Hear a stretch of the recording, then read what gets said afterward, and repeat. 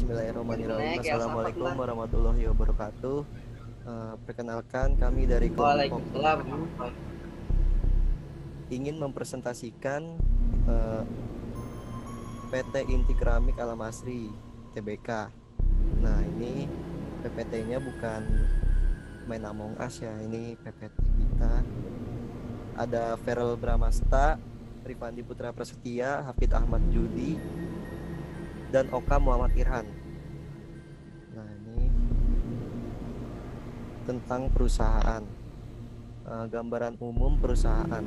PT Inti Keramik Alam Asri Industri TBK didirikan pada tanggal 26 Juni 1991 dan hingga saat ini merupakan salah satu produsen ubin porselen terbesar di Indonesia dengan kapasitas produksi konsolidasi sebesar 6.600 meter per tahun. Pabrik Inti Keramik terletak di Tangerang, Provinsi Banten, mulai beroperasi secara komersial pada bulan Mei 1993 dengan satu lini produksi dengan kapasitas sebesar 900.000 rupiah meter per tahun dan merupakan produsen ubin porselen pertama di Indonesia. Ubin porselen yang dihasilkan dipasarkan baik ke pasar lokal maupun internasional dengan merek Essensa.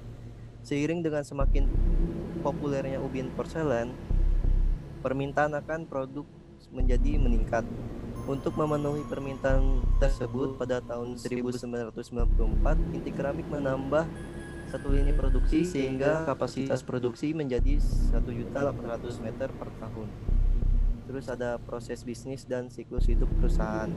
Secara umum terjadi penurunan pada kondisi industri keramik dan porselen dalam 3 tahun terakhir pada negeri kita. Di sisi lain, secara khusus kondisi Inti Keramik pun menurun dipengaruhi oleh melemahnya sektor industri properti dan real estate, di mana hal ini menurunkan permintaan akan produk inti keramik dan pelaku bisnis porselen, tile atau keramik lainnya. Hanya itu adanya persaingan dengan produk keramik Cina juga ikut mengganggu profitabilitas di industri ini, terutama produk riset homogeneous tile akibat lebih murahnya bahan baku dan fasilitas produksi lainnya. Yang ketiga, yang C, ada strategi perusahaan. Dalam jangka pendek, Inti Keramik berencana mengandalkan impor melalui kerjasama dengan beberapa produsen besar di dunia yang memiliki target efisiensi produksi serta teknologi atau inovasi produk di atas rata-rata produk beredar di Indonesia. Dalam jangka menengah, Inti Keramik berencana menjalankan pabrik secara minimal di samping tetap mengimpor produk-produk yang bersifat umum.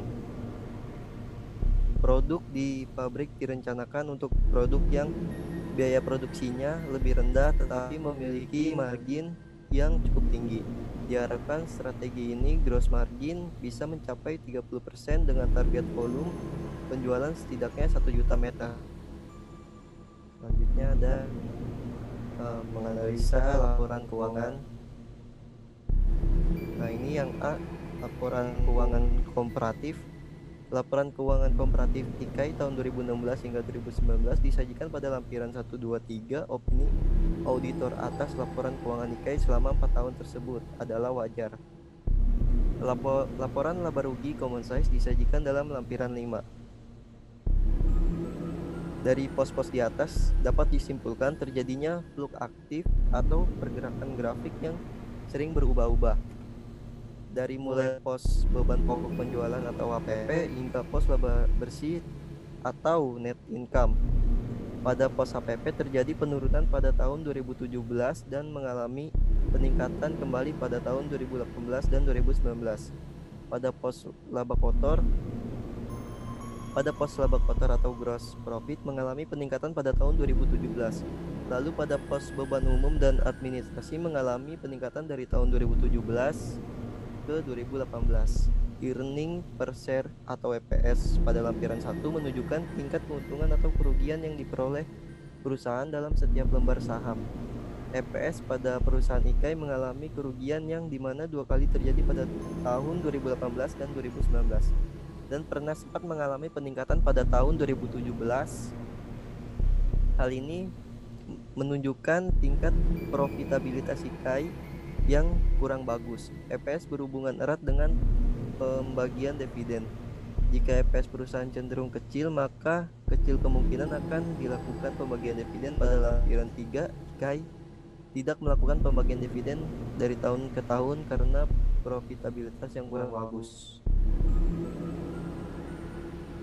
Nah, ini ada komponen neraca common size 2016 sampai 2019. Neraca common size disajikan pada lampiran 6. Jumlah aset selalu meningkat cukup signifikan setiap tahunnya. Proporsi aset lancar dan aset tidak lancar cenderung tidak stabil. Sementara jika dilihat dari komposisi liabilitas dan ekuitasnya, ekuitas IKAI menurun dari tahun 2016 ke 2019. Sebaliknya, liabilitas jangka panjang semakin meningkat dari tahun ke tahun. Dapat diartikan bahwa IKAI mulai merubah struktur modal atau mendanai perusahaan dengan utang dibanding modal. Nah, ini ada komposisi aset 2016 sampai 2019. Dari grafik di atas terlihat ada 3 pos yang cukup signifikan terhadap total aset yang dimiliki IKAI, yaitu persediaan, pajak dibayar di muka, dan aset tetap. Di tahun 2019, proporsi pajak dibayar di muka membayar 1% di tahun 2019, menunjukkan persediaan 52%. Hal ini menunjukkan bahwa berlangsungnya pengembangan proyek IKAI masih akan terus berlanjut. Sedangkan untuk pos aset tetap dari tahun 2016 sampai 2019 mengalami penurunan. Meskipun demikian, jumlahnya di tahun 2019 masih cukup besar, sekitar 29% dari total aset yang dimiliki IKAI. Dan ini ada komposisi persediaan 2019. 2016 itu hanya 11%, 2017 min 44%, 2018 min 36%, dan yang 2019-nya min 9%.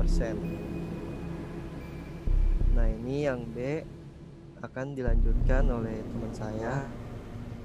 Ya, selanjutnya boleh.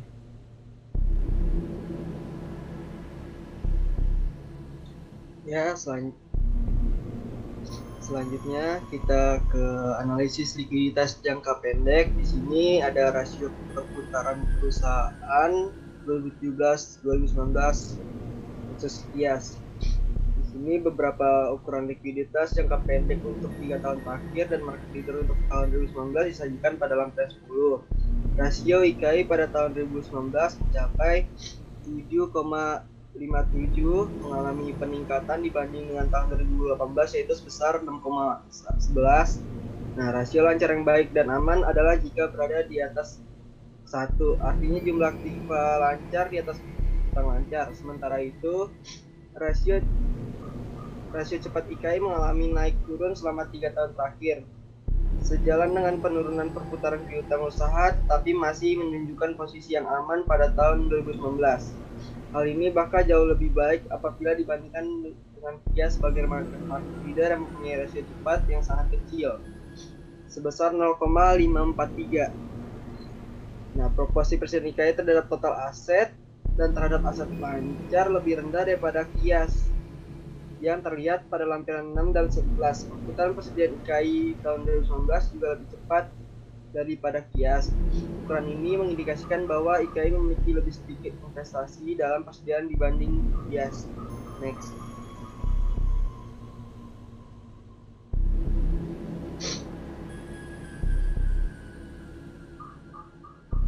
Di sini ada siklus dan periode likuiditas perusahaan. Di sini menganalisis perputaran piutang. Nah, selanjutnya ke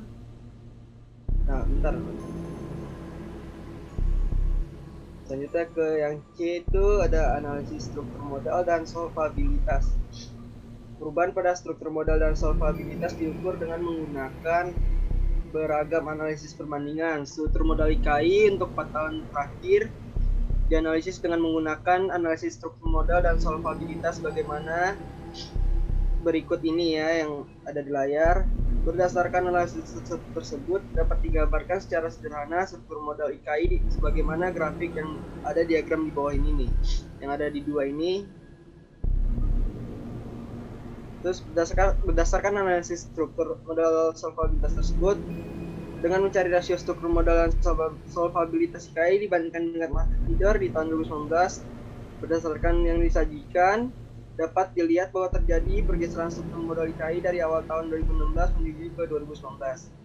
Hal ini dapat dilihat dari sedikit peningkatan debt equity ratio dari tahun 2016 sebesar 0,57 menjadi 0,75.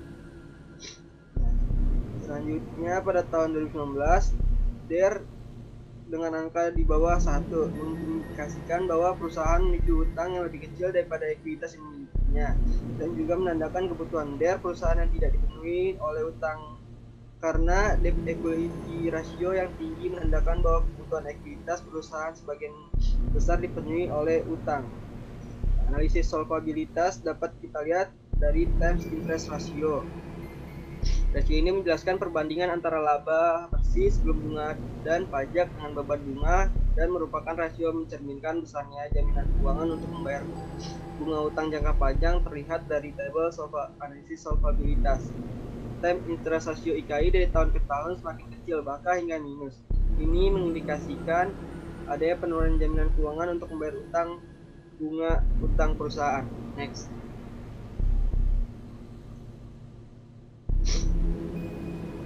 D. Analisis pengembalian atas modal yang diinvestasikan. Return on asset atau ROA IKI mengalami kenaikan dan penurunan atau bisa disebut fluktuatif. ROA pada tahun 2016 sampai 2019 mengalami kenaikan yang sangat drastis. Sementara untuk 2016 sampai 2017 mengalami kenaikan yang drastis. Sementara untuk tahun 2017 sampai 2019 mengalami penurunan.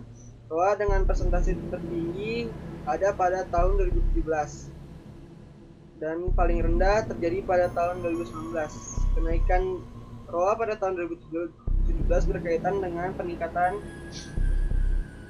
daya beli dan kita juga melihat penjualan terbesar pada tahun 2017 selama 5 tahun terakhir ini, sedangkan ROA pada tahun 2018 dan 2019 disebabkan kenaikan harga dolar sehingga harga bahan baku ikut naik karena sebagian besar bahan baku dibeli secara impor. Next.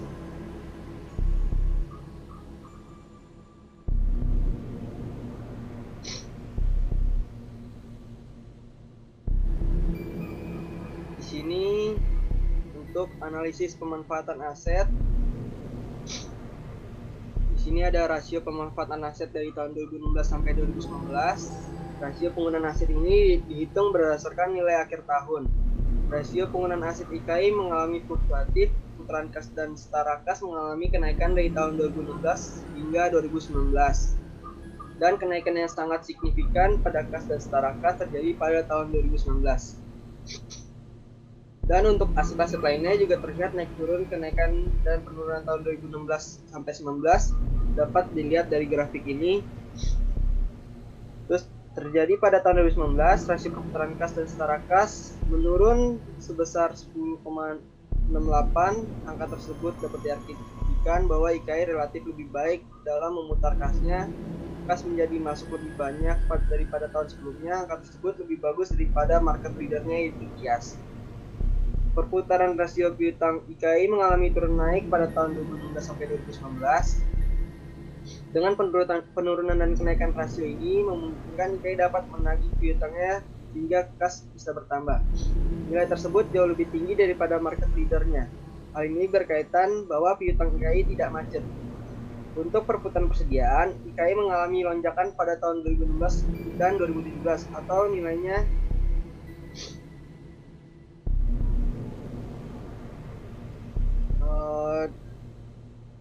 dari rasio perputaran working capital yang bernilai 1,09 pada IKI lebih rendah daripada Kias yang bernilai 3,04. Rasio yang cukup lebih rendah ini diartikan bahwa IKI memiliki modal yang cukup untuk mengimbangi pertumbuhan penjualannya untuk rasio perputaran aset tetap. Lanjut nih.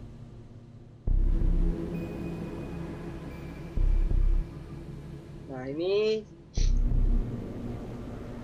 grafik untuk rasio pemanfaatan aset yang dibandingkan dengan market leader. Next.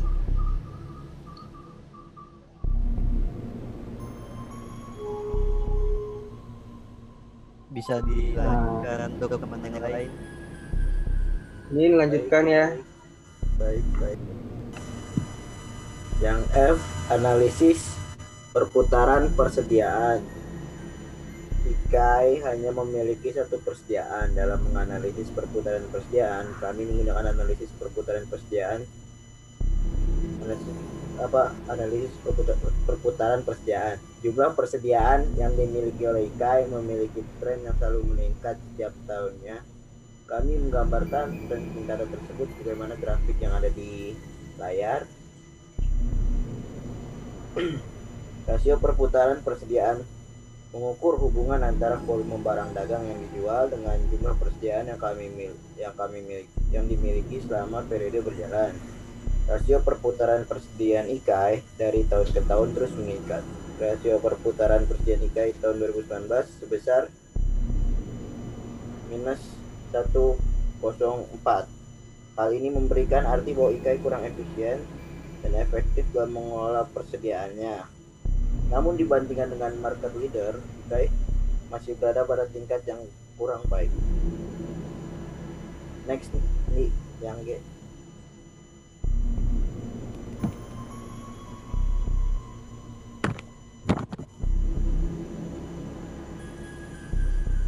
Yang G itu analisis kinerja dan profitabilitas. Rasio profit margin dihitung berdasarkan persentase gross profit, EBIT, dan net income terhadap penjualan. IKAI mengalami kenaikan profit tahun 2016 sampai 2017, namun di tahun 2018 dan sampai 2019 mengalami penurunan yang cukup drastis sekitar 9,8%. Jika dilihat dari gross profit margin atau GPM, IKAI dari tahun ke tahun sangat tidak efisien dalam memanfaatkan faktor-faktor produksinya, baik dari material maupun tenaga kerjanya. Hal ini bisa dilihat dari angka GPM tahun 2019 IKAI senilai 16,52%, lebih kecil daripada GPM market leadernya yaitu Kias dengan 34,82% dengan range perbedaan hampir 2 kali lipatnya. GPM IKAI mengalami penurunan semenjak tahun 2018 sampai 2019 karena mengalami 2 kali lipatnya, karena mengalami kerugian di tahun tersebut. Selanjutnya, OPM atau Operating Profit Margin IKAI senilai minus 4,61%. Nilai ini sangat jauh di bawah OPM Kias yang nilainya 13,28%. Dari angka tersebut dapat menggambarkan bahwa IKAI sangat tidak efisien dalam mengelola beban operasinya untuk memperoleh pendapatan net profit margin. IKAI pun mengalami penurunan dari tahun 2016 sampai 2019. Hanya di tahun 2017 NPM IKAI mengalami kenaikan yang sangat besar. Tuh, gambarnya, grafiknya seperti yang ada di layar ya. Rasio profit marginnya. Persentase aset tetap terhadap akumulasi penyusutan menunjukkan apakah perusahaan dapat memperoleh cukup kas untuk menambah asetnya atau mengganti aset yang sudah tidak bisa digunakan. Rasio ini diperoleh dari membandingkan akumulasi penyusutan dengan nilai aset tetap tanpa tanah dan konstruksi dalam pengerjaan. Rasio aset tetap terhadap akumulasi penyusutan IKAI sebesar 86,35%. Rasio aset tetap terhadap akumulasi penyusutan IKAI melakukan reklasifikasi konstruksi dalam pengerjaan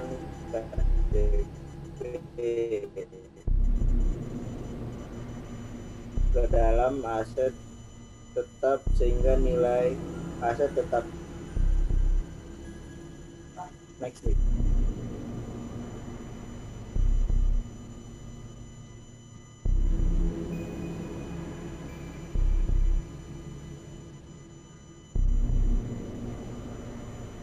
Yang H itu analisis pergerakan saham. Seperti Anda lihat di grafiknya pada layar, selama tahun 2019 perkembangan harga saham Nikkei mengalami fluktuatif karena ketidakkonsistenan pergerakan saham. Nah, perusahaan mengalami pergerakan fluktuatif karena pangsa pasar yang lesu. Nikkei mengalami peningkatan harga saham dibandingkan tahun sebelumnya, namun tidak diimbangi dengan kinerja perusahaan secara menyeluruh. Berdasarkan graf, nah, selanjutnya akan dibacakan oleh Oka.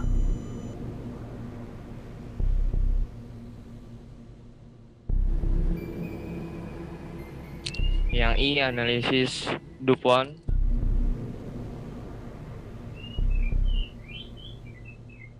Analisis DuPont lampiran 23 menyajikan analisis Nikkei untuk tahun 2016 sampai dengan 2019 dan perbandingan dengan perusahaan dalam industri yang sama untuk tahun 2020. Dari tahun ke tahun, ROE Nikkei cenderung mengalami penurunan. Terlihat bahwa dari ketiga faktor, net profit margin dan aset turnover terus mengalami penurunan yang menunjukkan bahwa Nikkei tidak mengalami keuntungan dari penjualan aset. Tetapi financial leverage Nikkei terus mengalami kenaikan, menunjukkan bahwa Nikkei mampu menggunakan tambahan utang yang sebagian besarnya digunakan untuk perolehan aset untuk menciptakan tambahan keuntungan. Namun tambahan keuntungan tidak berimbang dengan penambahan aset yang diperoleh.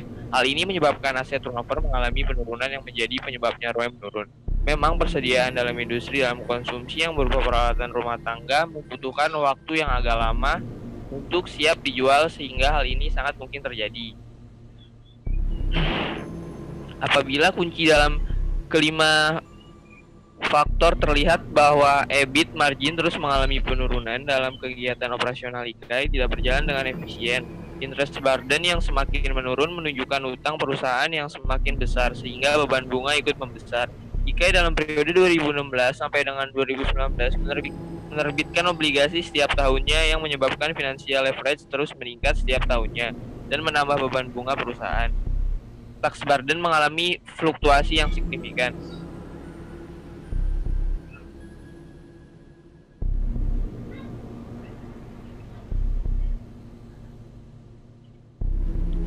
Perbandingan ROE dan faktor penyusunannya. Apabila dibandingkan dengan perusahaan yang lain dalam industri sejenis untuk tahun 2019, ROE Nikkei sebesar min 4% yang lebih kecil daripada perusahaan Kia sebesar 8% sebagai market leader. Net profit margin Nikkei sendiri masih di bawah perusahaan lain. Hal ini dipengaruhi oleh strategi promosi Nikkei yang mengeluarkan biaya iklan dibanding penjualan yang lebih besar dari perusahaan lainnya dan beban bunga yang besar. Aset turnover Nikkei lebih besar dibandingkan perusahaan Kia yang dimana ia sebagai market leader, di mana Nikkei mampu memanfaatkan utangnya dalam perolehan dan penggunaan aset untuk menghasilkan keuntungan. Next.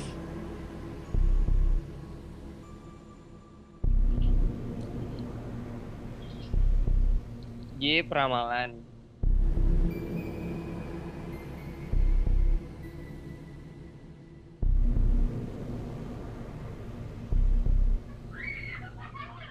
Lampiran 21 menyampaikan laporan laba rugi historis Nikkei tahun 2016 sampai 2019 serta ramalan untuk tahun 2020. Proses peramalan dimulai dengan harapan atas tingkat penjualan dan pendapatan usaha. Penjualan dan pendapatan usaha Nikkei mengalami fluktuasi. Di tahun 2017 mengalami kenaikan yang signifikan dibanding dengan tahun yang lain.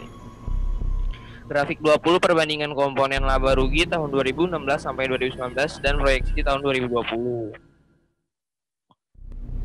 Untuk ramalan tahun 2014, perusahaan optimistis target penjualan, pemasaran atau marketing sales bisa meningkat sekitar 10% karena angka pertumbuhan sales growth Nikkei yang meningkat setiap tahun kecuali di tahun 2018. Estimasi penjualan dan pendapatan usaha Nikkei di tahun 2020 akan tumbuh sekitar 22 miliar atau sekitar 15% dari tahun 2019. Margin laba kotor atau gross profit margin IKAI mengalami peningkatan secara konsisten di tahun 2016 sampai 2018 dan di tahun 2019 mengalami penurunan karena perusahaan kurang mampu mengendalikan biaya produksi dan harga pokok penjualannya yang pada akhirnya menyebabkan penurunan kualitas keadaan operasi perusahaan. Dengan demikian, diperkirakan gross profit margin perusahaan akan sama dengan tahun 2019 yaitu 16,52%. Beban penjualan hanya meningkat di tahun 2017 dan selebihnya menurun. Untuk beban umum dan administrasi terus meningkat setiap tahunnya, kecuali pada tahun 2019. APLN masih akan melakukan promosi secara besar-besaran seperti yang dilakukannya selama ini, sehingga beban penjualan umum dan administrasi akan berkisar 13 miliar pada tahun 2020 mendatang. Beban bunga berada pada kisaran 1,50% untuk tahun 2019. Dalam periode 2016 hingga 2018 lalu menerbitkan obligasi dengan nilai 700 miliar per tahunnya. Untuk tahun 2020 ada kemungkinan proyeksi beban bunga dan keuangan APLN akan tetap berada pada angka 11%. Dengan perkiraan beban pajak tahun 2020 lebih besar dari tahun 2019 dengan nilai 3,22%. Diperkirakan perolehan laba bersih meningkat dari tahun sebelumnya. Hal ini terjadi karena beban penjualan umum dan administrasi dapat ditutupi dengan jumlah penjualan dan pendapatan usaha. Next.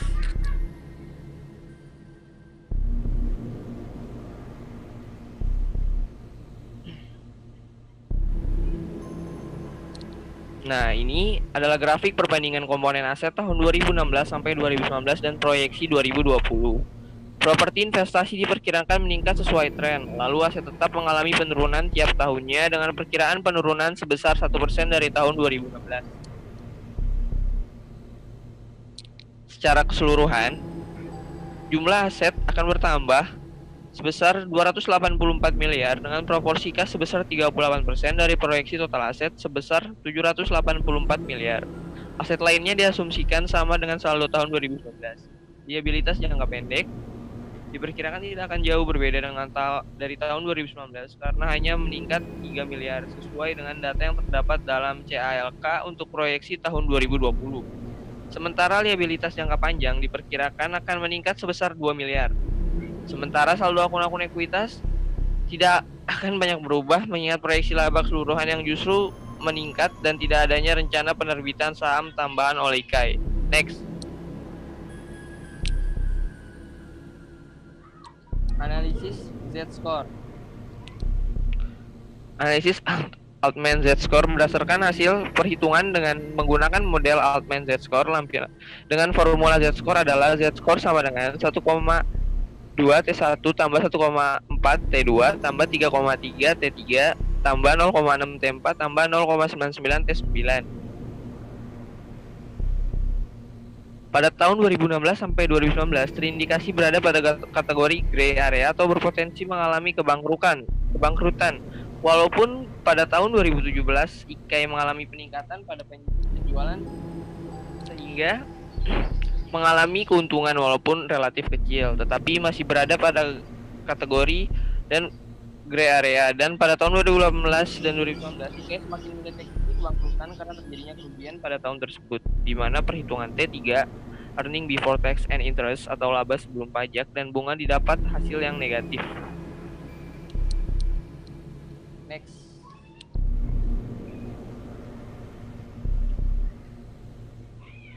Sekian dan terima kasih. Kita sudah mengerjakan atau merealisasikan analisis keuangan untuk PT Inti Keramik Alam Asri Tbk.